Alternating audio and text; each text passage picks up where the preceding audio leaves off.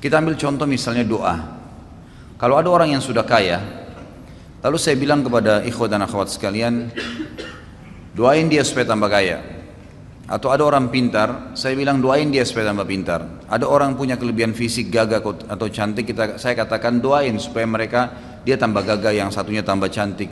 Kira-kira akan muncul pertanyaan apa dari antum kalau belum tahu? Antum akan mengatakan, untuk apa Ustaz? Orang sudah kaya didoain supaya kaya lagi untuk apa? Bukan lebih baik orang miskin yang didoain gitu ya. Atau orang gagah dan cantik, atau orang yang pintar, bukankah lebih baik orang bodoh yang didoain supaya pintar? Atau ya orang yang memiliki kekurangan fisik dimintain dan doa sama Allah supaya jadi gagah dan cantik?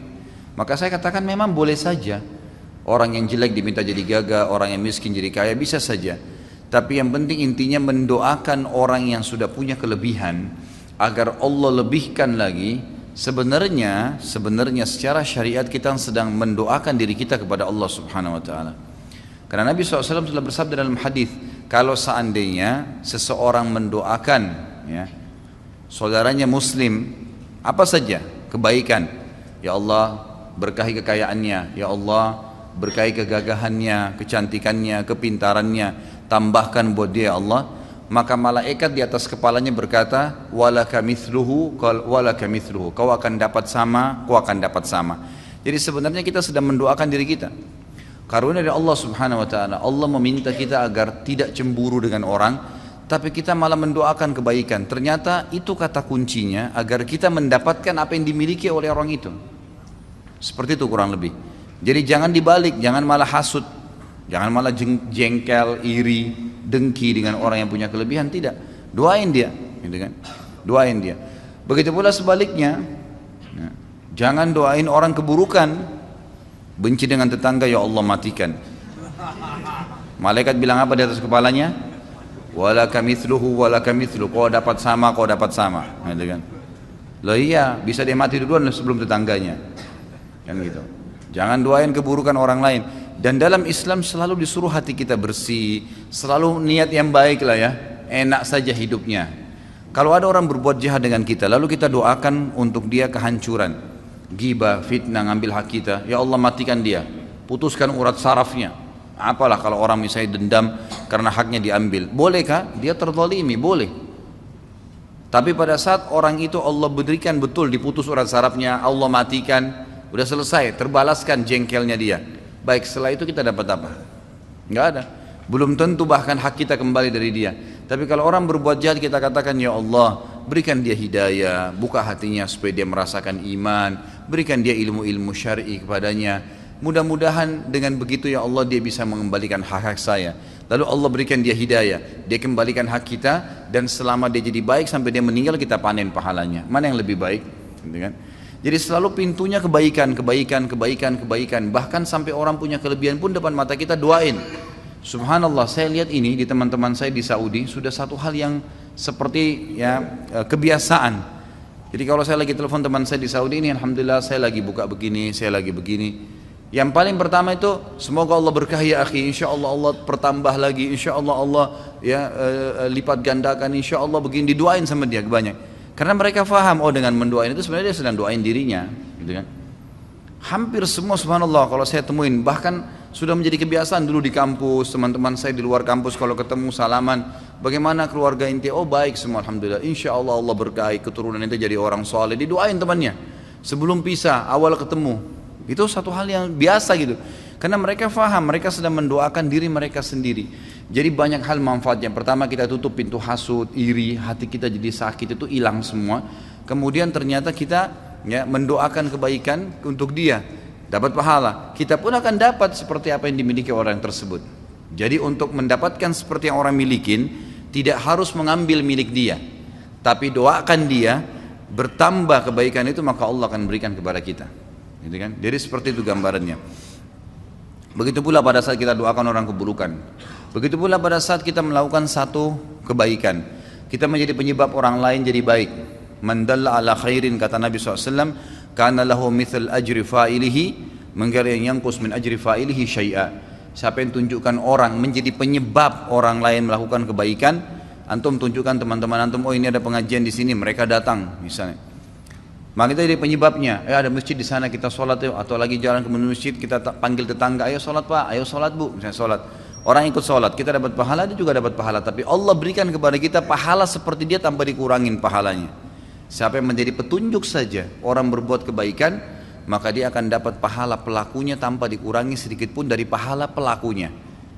Jadi kalau ada orang nanya di mana alamat ini, di mana alamat itu, semuanya baik, masjid, majelis taklim, dia mau silaturahim keluarganya, tunjukin. Sebaliknya, man dalla ala syarrin, siapa yang menunjukkan kepada keburukan, kana lahu mithl ya wazri fa'ilihi min ghairi yanqus min wazri fa'ilihi syai'a. Siapa yang menunjukkan kepada keburukan, maka dia akan panen dosa seperti pelakunya, gitu kan? Tanpa dikurangi sedikit pun dari dosa pelakunya. Ada orang tanya di mana alamatnya diskotik ini? Oh di sana, dengan semangat dia tunjukin. Kan itu orang itu mabuk-mabuk semua, dia tidur di rumahnya dia dapat dosa sama, gitu kan? Ya, jadi kalau keburukan jangan ditunjukin. Gitu ya Pak Yoya? Ya, jadi nggak boleh nunjukin keburukan. Ya. Jadi seperti itu dalam Islam. Nah ada juga hal-hal kaidah dasar dalam Islam. Apa yang antum pernah lakukan pada seseorang, itu dengan hukum Allah Subhanahu Wa Taala, dengan sunnatullah akan terjadi pada kita. Misal, ada satu keadaan di mana orang sangat kepepet butuh bantuan. Datang, kadang-kadang Allah uji kita dengan cara itu. Ada orang datang tiba-tiba sampaikan, saya lagi begini, saya lagi begini, saya lagi begini. Allah mau lihat nih, bantu nggak? Baik, kita bantu misalnya dengan si ikhlasnya. Baik, silahkan.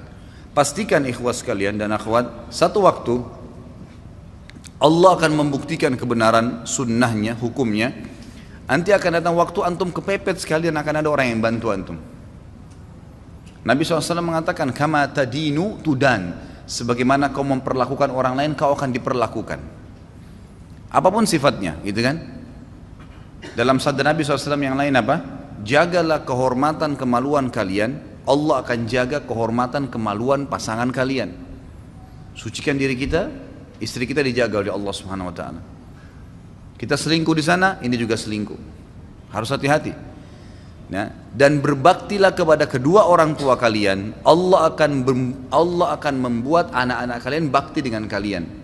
Kata kuncinya itu. Ternyata sebagaimana kita memperlakukan seseorang, apa yang kita lakukan, Allah akan balas dengan hal yang sama. Tadi itu contoh kebaikan, gitu kan? Menjaga kemaluan dari yang haram, bakti dengan orang tua, bersedekah, kebaikan-kebaikan yang kita kerjakan. Nanti akan datang waktu Allah buktikan tuh, kita butuh dan Allah bantu. Ada orang pernah utang, dia bilang saya nggak mampu bayar, ya sudahlah saya maafin. Pastikan satu waktu antum akan punya keadaan nanti di mana mungkin lagi belanja di toko orang, kalau antum tidak punya utang, udah nggak usah bayar, nggak apa-apa, digratisin. Itu akan datang, ya. Bagaimana Allah membuktikan bahwasanya kamu pernah berbuat baik ini, Allah akan balas. Ya, jazakallah khair. Kalau ada orang sebaliknya, kita berbuat keburukan, kita pernah mencemar namanya orang lain, kita pernah mengambil haknya orang lain, kita pernah iri dengan orang lain, maka pasti akan terjadi hal yang sama. Akan datang orang lain iri juga dengan dia. Akan datang satu waktu, mungkin bukan pada saat itu, tapi akan terjadi dalam kehidupannya. Allah akan buktikan itu. Siapa yang merusak namanya orang lain, seperti itu. Apa saja perilaku yang kita pernah kerjakan pada seseorang, baik atau buruk, akan terjadi hal yang sama.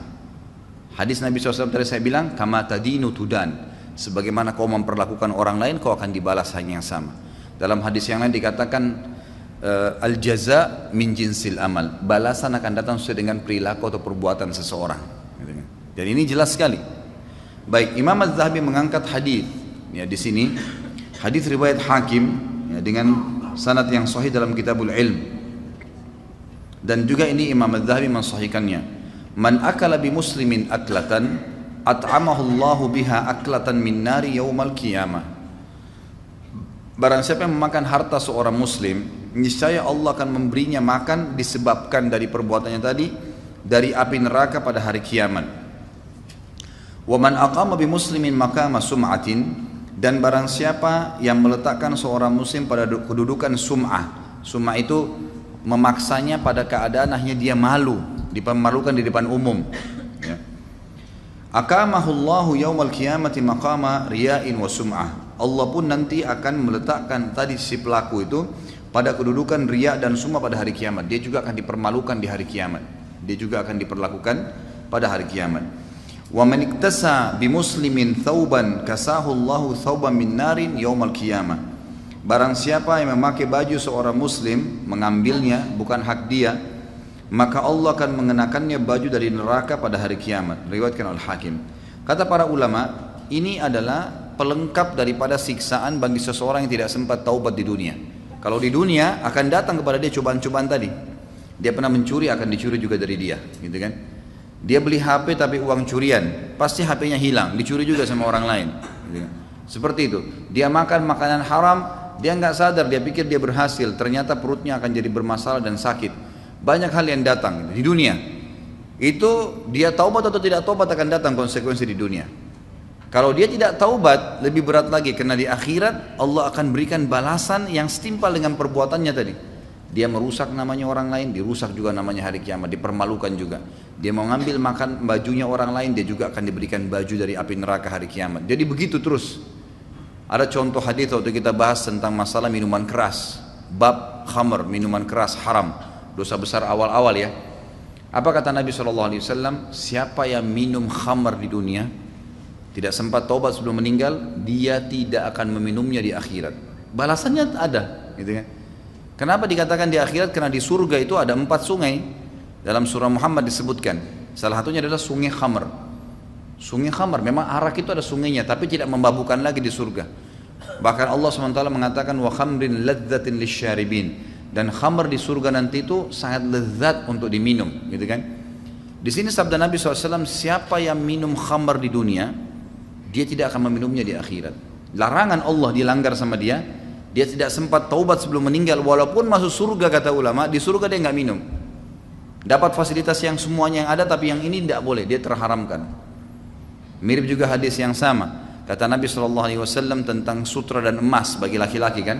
Waktu beliau angkat sutra dan emas, beliau mengatakan inna hadani haramun ala dzukuri ummati. 2 benda ini haram bagi laki-laki umatku. Lalu beliau mengatakan bagi laki-laki siapa yang memakainya di dunia, emas dan sutra tadi, maka dia tidak akan memakainya di akhirat. Maksudnya kalau dia meninggal tidak sempat tobat di dunia, maka dia terharamkan dari baju sutra di surga, dan juga dia tidak bisa menggunakan perhiasan dari emas yang memang dasarnya tembok-tembok rumahnya orang istana surga itu dari emas. Dia akan kehilangan masalah itu. Jadi begitulah sunnatullah yang harus difahamin, bahwasanya ada sebuah sistem yang pasti akan datang. Kalau kita faham ikhwan dan akhwat sekalian, setiap kali kita mau mengeluarkan satu kalimat ghibah atau fitnah, akan datang hukuman yang sama kepada kita. Pastikan antum tidak akan mau buat dosa itu. Kita nggak bakal mau, karena kita orang yang berani mau melakukan satu perbuatan itu karena dia tidak punya ilmu bahwasanya ini akan terjadi balasan kepada dia yang setimpal. Enggak. Tapi kalau dia faham, dia nggak bakal lakukan. Kita tidak akan ghibah, tidak akan ngambil barangnya orang, tidak akan melakukan perbuatan apapun yang berhubungan dengan mereka. Karena saya pernah jelaskan ada 2 dosa ya. Ada dosa yang merupakan hakullah dan ada hakku adami.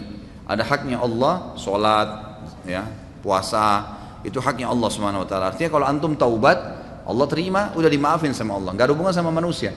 Tapi yang sedang kita bahasin adalah dosa yang kedua, hakku adami, hubungan dengan manusia, hubungan dengan makhluk, gitu kan? Nah ini kalau antum buat dosa ghibah misalnya, harus taubat kepada Allah dan harus minta maaf, perbaikin hubungan dengan dia. Nah ini yang berhubungan dengan manusia ini nggak bisa. Antum kalau yakin sentuh sedikit saja yang bukan barang antum, satu waktu barang antum juga akan disentuh. Bahaya sekali itu. Ya. Dalam masalah rumah tangga, sekali berbuat yang haram, terbuka pintu buat keluarga kita itu. Kecuali Allah SWT selamatkan, gitu kan? Maka kalau orang tahu pada saat dia berzina, ternyata terbuka pintu bahaya buat istrinya di rumah, dia nggak berani zina itu. Karena dia seperti buka rumahnya itu sebenarnya. Kan gitu. Kama tadinu tudan, sebagaimana kau melakukan, perlakukan orang lain, kau akan diperlakukan. Bukankah seorang sahabat datang kepada Nabi SAW mengatakan, ya Rasulullah, saya siap jalankan semua syariat kecuali satu, izinkan saya berzina. Itu aja, saya nggak bisa tahan fitnah perempuan. Nabi SAW menghadap ke wajahnya berkata, kau mau nggak kalau ibumu dizinai orang lain? Dia bilang tidak ya Rasulullah. Baik, saudarimu mau nggak? Enggak. Anakmu? Enggak. Tantamu? Enggak. Artinya kalau kita lihat ibu kita sedang diganggu oleh laki-laki untuk dizinai, mau nggak kita lihat? Itu kita nggak mau. saudari kita nggak mau, anak kita nggak mau, tante kamu nggak mau. Terus kenapa kau ridho mau melakukan pada orang lain? Artinya kata Nabi SAW, kalau kau buka pintu itu, terbuka pintu-pintu di rumahmu nanti akan ada gangguan-gangguan yang datang. Kalau orang faham ini, dia tidak akan berani melakukan kesalahan itu. Antum matikan lampunya rumah seseorang iseng saja, satu waktu rumah antum dimatikan lampunya. Begitu konsepnya. Jadi harus paham, orang kalau paham tentang konsep ini, maka dia tidak akan melakukan pelanggaran kepada manusia siapapun. Tidak usah dilayanin gitu kan. Jangan sampai terjadi, berbahaya. Karena akan terjadi pada diri kita juga.